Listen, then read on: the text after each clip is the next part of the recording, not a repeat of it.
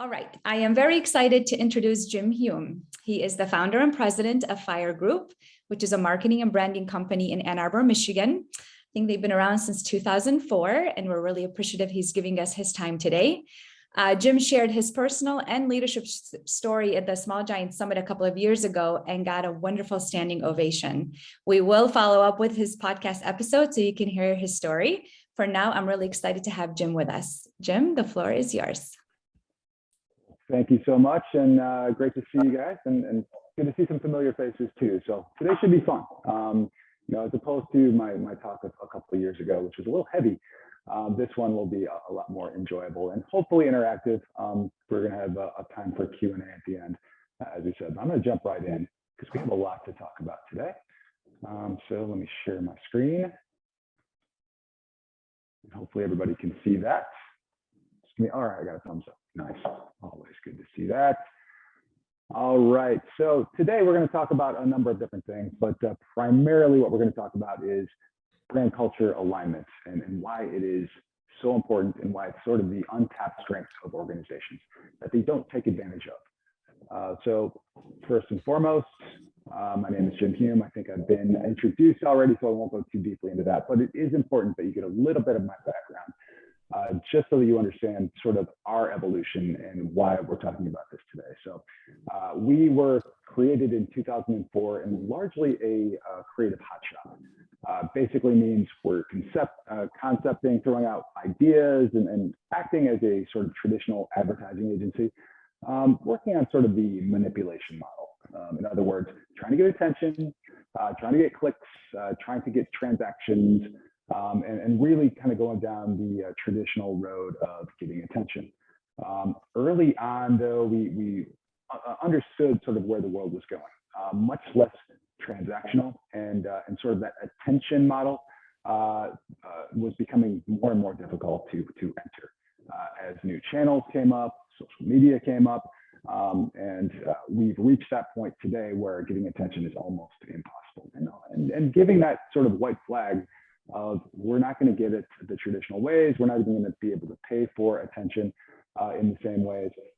So we're going to have to rethink the model quite a bit. So really thinking about how can we sort of affect cultures and really impact organizations from the inside out. So today we build brand communities.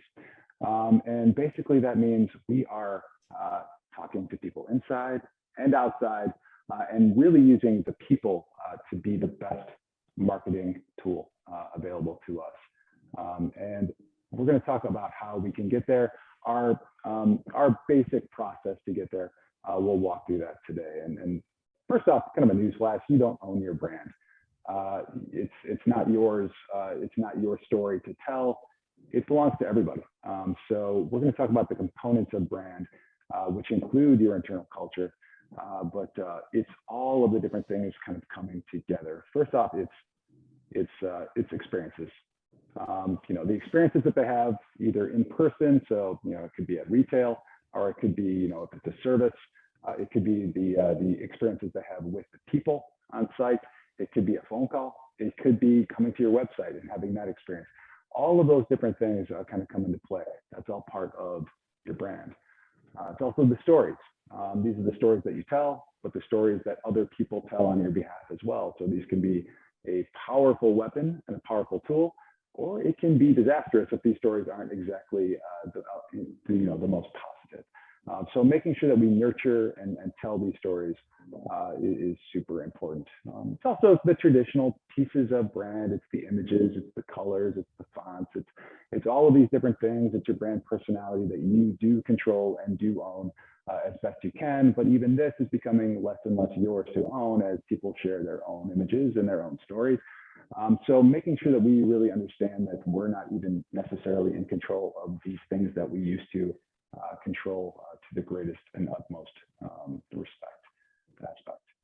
Ideas, it's a brand is ideas that come together as well. So all these different elements, it's rituals, it's those little extra things that you do, the things that you stand for, the differences that you make in the world.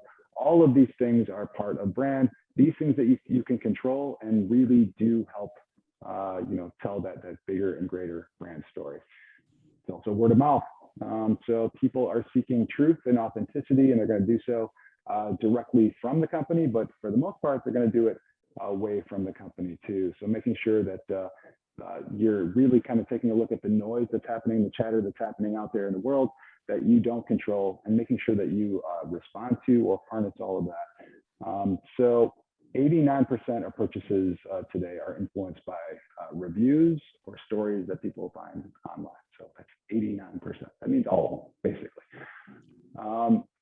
And then ratings. Obviously, ratings are kind of the sibling of reviews, of word of mouth, but these ratings are absolutely impacted. So this is much more harsh and calculating because you're basically a number.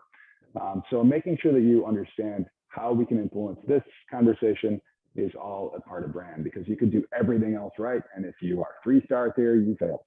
So making sure that we understand that this is all component pieces, and then ultimately, it's a feeling. So making sure that we're thinking of brand as an overall feeling. How do we have this feeling? How can we best kind of bring this into use or into flow, and making sure that we understand that marketing is all about what is that emotional appeal that I have at the end? It's a collection of all those other elements combined. What is that ultimate feeling that I have when I just see a name, see a logo, or hear about a product or service? So all of this we need to be in control of. So that feels overwhelming, and it should. So sorry about that. But we're going to talk about solutions today. So first off, stop thinking that your organization is two different things. It's not inside and outside. It's not your culture and your customers. It's all one connected community waiting to be fully realized and unleashed.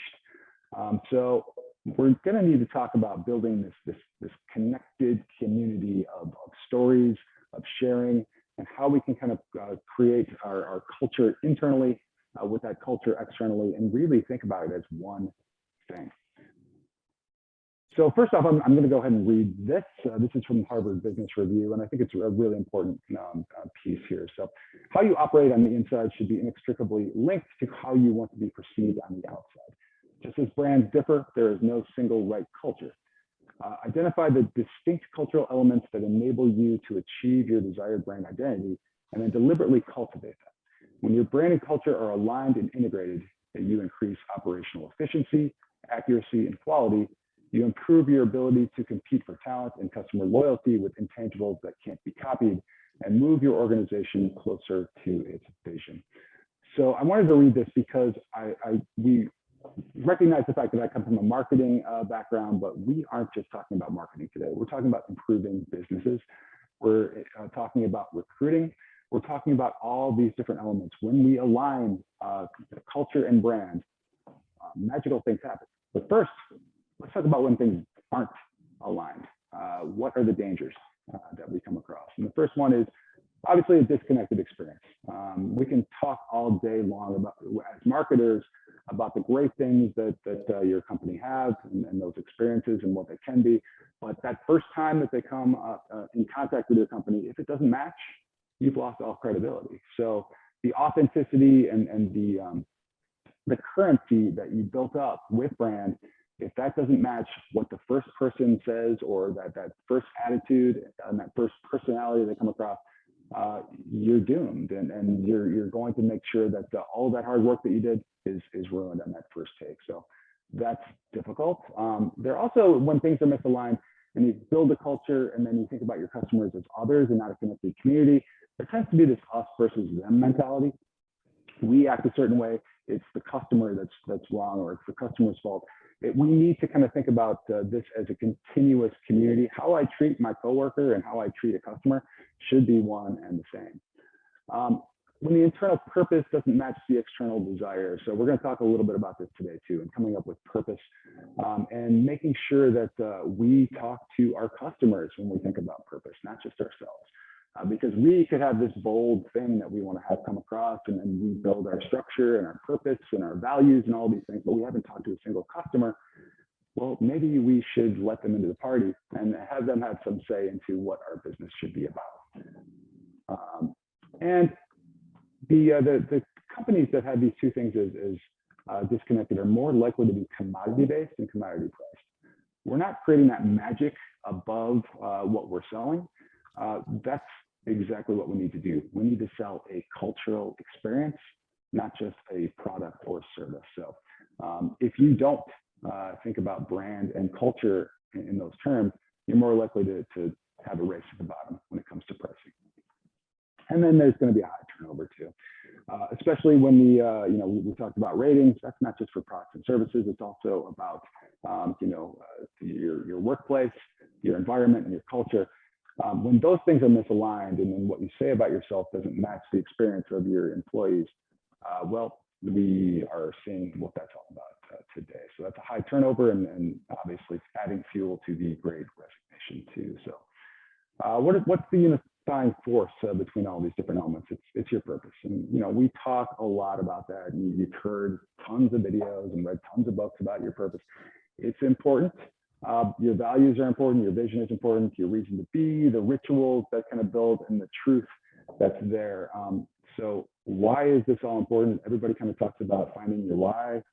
I'm here to tell you today about why you need to find your why. It's not just a thing that needs to be tapped into, but it's something that really needs to be the unifying force behind your brand community that brings all of these different elements together. So the ultimate goal, as I said before, creating one connected and devoted community. We want to create fans out there, fans in your walls, fans outside of your walls. We just want to create this magical element where your culture and your brand are just adding fuel to everything that you're doing. And when you do that, that manipulation piece that we talk about as marketers, it moves to authenticity. We can just be ourselves. And when we're ourselves, then that suddenly attracts folks to our story. And when we can tell authentic stories, then those authentic experiences come to pass as well. And all of those different things and stories that are being shared, they're real. So making sure that we kind of move to that authentic model. Decisions become clear and strengthening too. Those difficult decisions that you make as an organization, when you have clear definition into who you are and what you're about, what you will do and what you won't do, suddenly those decisions become clear and strengthening, and brand reinforcing and story reinforcing as well. You also unleash an entrepreneurial spirit internally, and then a motivated community externally too. So what I mean by that is when you know what you stand for, and people are very clear in that, suddenly inside your walls, they start to come up with all sorts of things themselves. They invent things. How can we kind of take this one thing and push it even further? And then externally, they're more motivated to be involved in your brand, to give you feedback positively, negatively, all of these different things that we really want to have that connected community. So all of this, though, it takes work. It takes guts, because we're going to face some truths here. It takes going beyond cliche. So when I talk about this, when I see a lot of companies and here's our values and here's what we stand for, sometimes you can take that and just apply it to any company and any brand experience, and that's not authentic. That's not you. That's everybody. So making sure that we go past the cliches, and it requires radical transparency with your own team, with your customers. It's a scary journey, but it helps to have somebody guide you through it. That's a plug for a company like mine. But at the same time, you can do it yourself. You have the tools to do this, and we're going to kind of take you through that process here today. So those steps include all of these here, and we're going to walk through these one at a time, but reflection, immersion, engagement, articulation, activation, realization, and measurement. All these have kind of different names and different processes, but like we said, we're going to take you through these today. So let's dig in. The first one, reflection. So when you start to kind of take this journey, really kind of figuring out where are you as an organization. In other words, in the lifespan of your organization, are you new? Are you 100 years old? Are you somewhere in between? And really kind of taking an assessment of where you are. And, from our organization, we call this a brand audit and a cultural audit, which sounds, as we reach the middle of April, these are all scary words we don't like. But at the same time, we need to be honest with where the organization is. What are you as an organization? What do you stand for? What do you do really well? What maybe shouldn't you do anymore? What is kind of tangential to your mission? But then also, why are you? And we don't need to define this yet because we haven't asked the questions, but at the same time, we really want to get to the understanding of why did this organization start in the first place? What was its purpose to begin with? And sort of think about those deeper questions about why is this organization here for its customers? So thinking about these questions as you stand today, but then let's go deeper. Let's go immerse, and this is within our own walls and our own team. So we want to get as much input as possible because the more input we get and the more we involve people in this process, the more likely they're going to be your champions on the other side of this. So making sure that we have a lot of conversations. We are firm believers at Phire Group in conversations, believing that they're much more powerful than surveys. Surveys we do, and we get the information, we get the quantitative data, but at the same time, those conversations we have really inform, the greater sense of who we are and what we stand for. And those stories that we build upon are way better than the platitudes that tend to come from surveys and even those short conversations. So we want to make sure we have long conversations where, the first 15 minutes, they're going to say exactly what you want to hear. And then they start to open up and tell us, what the company, what the organization, what they're all about too. And then the truth will always beat the company line here, even if it's harsh, even if it's something that you don't want to hear. These are the things that we need to come up against. Here's the authenticity that we're going for. And here's the truth that your customer is going to find out one way or the other. So we can't influence culture if we don't know the starting point. And then the third step is engagement. And this is really going out to your customers, engaging them, not just your best customers, but also the ones who may not be the biggest fans, or if you're a service company and you put a bid out and you didn't win it, let's talk to those people too and really understand why they didn't. So let's hear your story through their lens and see the world through their eyes and capture their experience and experiences. Super important to get that truth so that we know what that chasm is between what you think you are as a company and what you actually are, which is what your customers think you are. And then once we have all that information, then we start to kind of put the articulation together. What are you on your best day? How can we start to create an organization that is your best self and something that we can start leaning towards? So creating pillars. What do you stand for? What's the DNA of your organization? Sometimes these are values. These have different names, right? So making sure that we have those pillar pieces that, when put together, only your company can stand for these 3 or 4 things. And finding your voice. What is the personality of our organization? This isn't the personality of the founder. This is the collective personality of how we're putting ourselves out there. And then putting together a purpose statement. What do we really stand for? What are we all about? And making sure that comes from the community's perspective. So being the best, being the biggest, none of that is a purpose. What your purpose is what you fulfill for people. There should be an emotional appeal that comes across as well. This should be an inspiring thing that comes across here. So, but all from the community's perspective. We're thinking about not just who we are internally. We're not just thinking about our customer base. We're thinking about that entire community experience and articulating that in this best way we can, and this concise way that we can, so that people can remember it, and that we can create rituals around it too.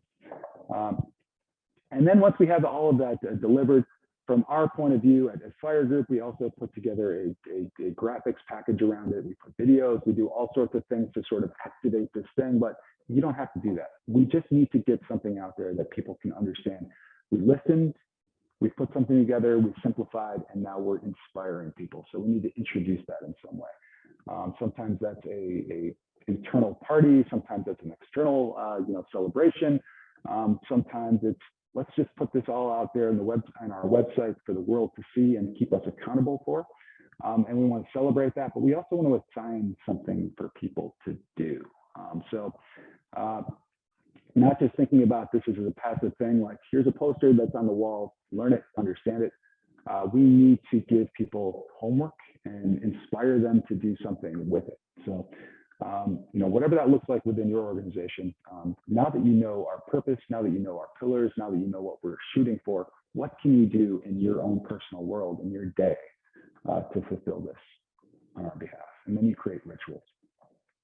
So reinforcing all of these different elements, embodying it. And I'll talk about how we do that within our own organization, just so they get a sense of that. You embody it, and then you also tell stories about what all of this looks like. Good stories, bad stories, right? So we continue that storytelling. We heard the stories from the beginning, and now that we're actually activating our new truth, we want to hear those stories. Where are we succeeding and how? Where are we failing, and what can we do as a result of that? And then we're measuring along the way too. So we're listening, we're asking questions, we're creating feedback communities. So for some of our clients, we actually create these customer councils where it sort of acts just like we would have an internal committee or something like that.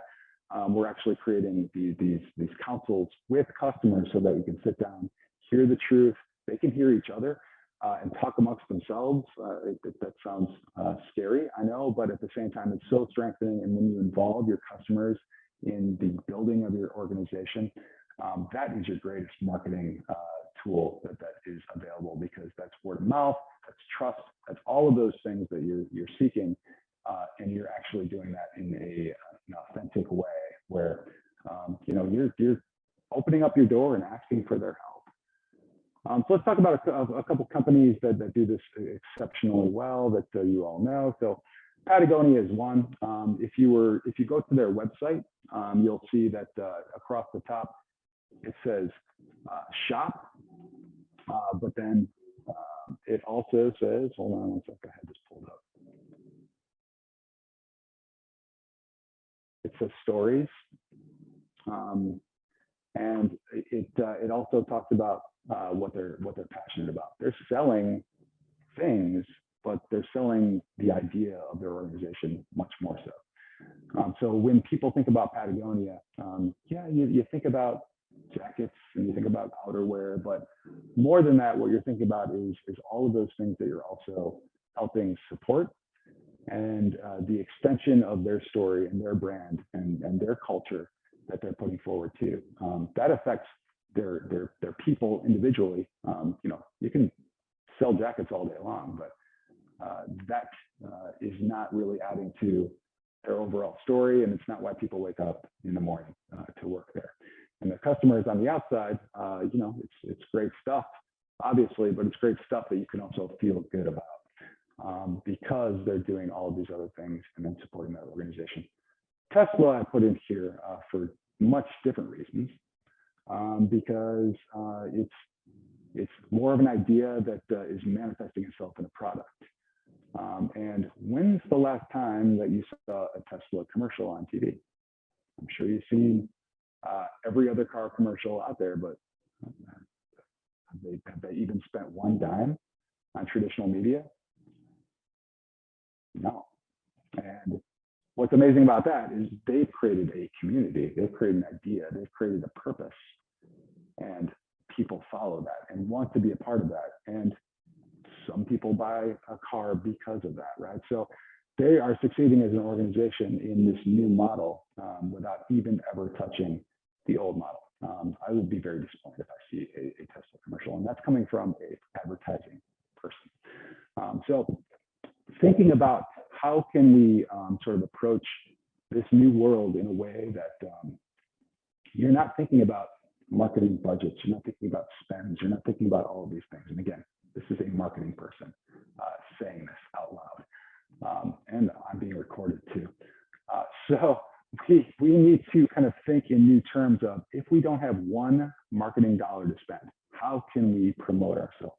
And the truth really is, you're going to do it through culture, you're going to do it through the experiences, you're going to do it by adding and creating that sort of that concept, that dream, that purpose, that path forward, and getting people on board and really excited about it. So a few examples from our own world that we've helped create. Just to give you a sense of scale, obviously those are two huge companies, but here's a recent one that we worked on, Lake Trust. It's a credit union here in Michigan. What we found with their organization through our process really is, first off, it was built as a credit union on Detroit Edison, which is the power company here around Southeast Michigan. So they were serving that audience. But what we really kind of learned from them is they were building up communities. They were not just kind of selling products and rates. What they were doing was really giving back to the community in ways that they weren't taking credit for and didn't really want to take credit for. But the stories that we kept hearing from their customer base and from their own employees and their team members of why they existed, none of that was making it out to the marketplace. Instead, they were barely competing on mortgage rates and things like that you would traditionally think, and that's why I say commodity, right? But they had this special form of magic around them, and because they came from a power company, and because they were empowering people in the community, we came up with this the power in all of us, and connected community and credit union, and how all of these stories kind of came together. We turned their marketing campaign, which used to be rates and dollars, into stories and connection. And also, how can we then take their internal team and train them to start speaking and the same language, singing the same song in the same key, and making sure that these experiences were just fruitful on both sides of the story. So kind of creating a cultural framework for them that we apply to marketing, and then all of these pieces start coming together. Michigan athletics, this is near and dear to me. I'm a Michigan grad, but we were able to work on a cultural project for them where we reached out to their external audiences too, which they have many, from student athletes to fans to donors to recruits to you name it. So all of these different, I think that we found 12 different distinct audiences that we had to engage with in this community. So this was a all-out, like, year-long outreach of gathering stories, gathering all these different things. And their issue was really they were disconnected across the board. They were telling all sorts of different stories. Their donors were acting transactionally. In other words, I'm going to give you $200 and I'm going to expect a discount on my tickets or a parking spot outside of Michigan Stadium. We allowed them to sort of erase all of that thinking. We wanted to create a culture of unity, of care, and of tradition too. It's a long time tradition. So we unearthed all of these different elements from the Bentley Historical Library at the University of Michigan campus. All of these different sayings, everything that people said previously, the visionary future of where the organization was going. And we put together what we call the brand playbook for them, and a cultural playbook that had, here's what we stand for, here's what we've always stand for, here's what we'll always stand for. Really kind of creating the goalposts, pun intended, for where all of this was headed, and giving them the language and not the rules. I don't like to use the word rules, but sort of these inspirational sort of goals to start heading toward. People want to know what to say. People want to know how to act. People want to know, the rules to follow. And so if you give them these very basic components, they'll take them and they'll run with them, and there'll be consistency across the organization. There'll be consistency across the community. And this manifested itself in several different ways. Just better partners that they were gathering sponsorships from, but then we also helped them raise over $400 million for their new campus as well, because those donations started coming in higher and more fruitful, and those conversations started becoming more fruitful as well. So this stuff works, and I want to talk about this one too, because this was one of my favorites that we've come across in our chemistry. And when it comes to sort of commodity, cabinets are exactly that. They're brown and white boxes that you put on your wall. What they were doing previous to coming to us, they were going directly to a consumer audience. And so they were doing TV spots. They were trying to push out into to HGTV and other channels, spending a lot of money. But then we took a time out and said, is this really the best use of money? It's the perfect example of let's spend a lot of media and then we'll see what comes as a result of that. In this case, what we learned just through talking to a lot of their different communities were a few things. First and foremost, people do not buy cabinets based on brand. They go to a kitchen and bath dealer. They walk in and say, I want white cabinets. And then it's up to the dealer and designer to then influence that decision. So here they were spending all sorts of money through another agency and getting nothing as a result because they basically weren't asking for the brand. They weren't asking for the name. And if I could ask a number of you what brand of cabinets you have, I bet you 80% of you don't even know and shouldn't. Why should you care? So what we were able to do was reduce their marketing budget by more than 50%, really focus it on the dealer network and designers and really shrink their world so that we were only talking to a few people as opposed to everyone. And we were able to then raise their sales by 40%. So reducing their marketing budget by more than 50% and then raising their sales by over 40%, just by really making sure that we focus on the community that really matters and kind of reinventing their brand in the process and then the way they do things. So instead of huge marketing budgets, they had small dealer councils and regional events and things like that. So giving them the permission to change, because in this specific example, they needed to change because they weren't following their actual customers. And then I want to talk about ourselves just for a second, because I like us and I like what we've been able to accomplish, but we also we speak our own language and make sure that we kind of back up. So I'm going to kind of stop sharing this. Hold on one sec. And I'm going to share what I have on our own website so that you can see what we share with the world. So this is on our site. We share our mission, what we're all about, and it's to unleash the potential of organizations by unearthing and celebrating authenticity, inspiration, humanity, and purpose. A lot of what we've talked about today. Building those communities around these pillars and these aspects. We've also put together a 2030 vision, which I encourage you guys to kind of think about putting something like this together. It's done wonders for our organization. So we put a narrative together about what our organization looks like in the future. So we picked a date of 2030, and we put together this narrative of what our organization looks like, what it feels like. When you walk into the place, when you kind of think about what the headquarters look like and what the agency is all about, and sort of the headlines that we're gathering from publications because we're doing it right, what the team looks like, what the industry looks like, and then all of these different elements putting together. And by putting this all down on paper and sharing it, what we are able to do is then manifest it better, and people understand within the organization where we're going. This is not a promise, and we even say that in here. It's not a promise, but it is a direction that we're headed in. So that's sort of what we've done with our organization, and we've helped other organizations kind of come to this same type of document too.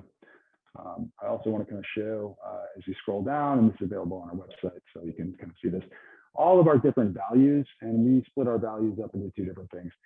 What we do internally and what we do externally. The value remains the same, but at the same time, we sort of give these two connected definitions so that the community understands what we're all about. So when we speak internally and share our stories, we are sharing them under the banner of these different values that we have.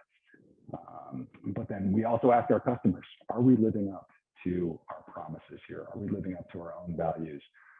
And we ask them to call us out. And therefore, they know what our values are. Obviously, our own people and our own team know what our values are. They can recite them. But then we also have all these different reinforcing elements too. So our committees are based around our values. Our kudos dashboard, it's an online tool that you tell a story, you give a kudos to one of our team members, but then you tag it with a specific value. Story Friday, we do the same type of thing, which is we go around and everybody tells a story about something that week that somebody did within our organization to reinforce our values. So all of these different reinforcing rituals, you start to kind of speak the same language. And then even when we onboard, now we have all of this rich information and stories so that people know what we mean by these different values because we've collected the stories as a result of that. So with that, I know I've said quite a bit. I am going to stop sharing for a moment. I can see how many people we have overall. I would love to go to a breakout session, and we're going to ask just two simple questions.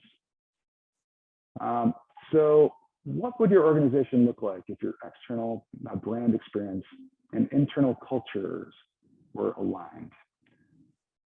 And the second part of that question, and these prompts will be in the chat too. What is your biggest barrier to get there? And how can you overcome it? So really want you guys to just kind of think about as a group and have a conversation about this. What are you doing really well? Where could you improve? But if all of these things were coming together, what would it feel like? And what would your world, how would it change? So with that, we're going to break out. We're going to spend, I think, probably 5 to 10 minutes. And then we'll call you back here and we'll just do questions after that. We did want to tackle a couple of questions because many of you actually submitted questions in the registration, which was super helpful. And Jim was kind enough to cover most of them. So we have a couple that we want to tackle, and then the floor then is yours. So we would love to hear from any of you. You can share certainly what you talked about and or any questions that we haven't gotten to. So one question that came in was really regarding sort of hiring and onboarding and how you can ensure that you're branding and messaging sort of appropriately to attract the right talent. So can you touch on that, Jim? Yeah, I can kind of talk about what we've done with our own organization, because I know that a number of you are smaller organizations like us. So we've created committees within our organization, and one of them is a hiring committee. And the next, there's another committee that is called the Culture Committee. So we have these two committees sort through all of the candidates, but then also go through the interview process too. So we bring everybody in to be kind of screened, if you will, from competency point of view from the hiring committee, but then a cultural fit from the others. So making sure that it just feels like they are a fit or an add to our team, and it can really then take us to the next level too. So we ask them stories through the interview process, not just where you've been, but tell us how you've been bold in your past experience. And we go through our different values, and then because we're so transparent with it from the onset, we actually tell them, go to our site, go through our culture, kind of see what we've done, even give them the cheat codes of what they need to look for as far as our own values and our own story and what we might be looking for too. So we always are trying to bring people in that either fit or can add to our story, and they know right away what that looks like and what that feels like too. So trying to be as transparent as possible so that we don't attract people that don't fit and we're not a wrong fit for others. So proud to say that during the last 2 years, because of these practices, we've only added to our team and we have not lost a single person in that process. Awesome. We heard that. Thank you so much for sharing that. All right, folks. Well, we want you to jump in. So you can certainly submit your questions in the chat. You can also use the raise the hand feature, but we're a small group. You can jump right in. So we would love to hear from you. What other thoughts or questions are coming up for you? Anything that came up that was insightful in the chat, in your conversations and the breakouts, we'd love to hear that. And it's one question here, which is how to translate core values to expected behaviors. Super important question, because values in and of themselves are nothing unless you sort of create behaviors that are a part of that. So, we actually, for some of our clients and for ourselves too, we create this kind of cascading chart. Sometimes we call it a brand house, but it is, here's what we stand for, here's our vision at the top, here's our purpose to get there, here are our pillars or values or whatever you want to call those things, but then at the very bottom, here are the actions to take to get there too. So making sure that we connect actions and values. What does it mean to fulfill this value? So that people can kind of take a look at this and either go from the top down, in order to get here, we need to do these things and act this way. Or I can just start acting this way and we can start kind of raising ourselves up to these different things. So once you kind of define what those actions are, which you can do with your team, what does it mean to do this? What's the story associated with it? How have you done this in the past? And you can start actually defining those things so that you're sort of reinforcing and making sure that those behaviors are happening. And you can kind of start talking to each other about what that looks like and what that feels like. There is no one single behavior that will lead to something, but there can be sort of this grouping of behaviors and stories that people can share that today I was bold because, and here's what we did and here's how we did it. And that's part of that. When I shared that sort of that kudos board that you can actually sort by value, you can come to our place and you can see hundreds of different ways that people act in a certain way, and that can reinforce those types of things. So hopefully that helps answer. But behaviors, it's all about how we act. Thank you, Jim, and thank you, Violetta, for your question. Any other questions? I'll throw one out there. I'm sorry. Yeah. Nick and I were talking about, if you're intentional about aligning your internal actions and your external actions, and you feel that they're aligned, there's probably still gaps. Like, what are the tactics you can take to start identifying those gaps if you are intentional about that? Yeah, it's a great question. And that's all about, when we talk about measurements, that's what we're doing, is putting those types of things in place. So we're always talking to customers, either our own or on behalf of our clients, to make sure that what we think we are is matching up with the outside world. And we expect gaps. So how do we then kind of take those gaps and then and make sure that the team kind of understands transparently, well, here's what we heard from you, but here's what we heard from the customer. Now let's talk about that. Let's talk about those experiences. The more transparent you are between those two worlds, the more you know that those gaps are there. And for our team, we always expect those gaps to be there. We're not perfect, and we kind of talk about that language of we're not perfect and we expect that gap to be there, but unless we know what that gap is, we can't act upon it. So let's find the gaps.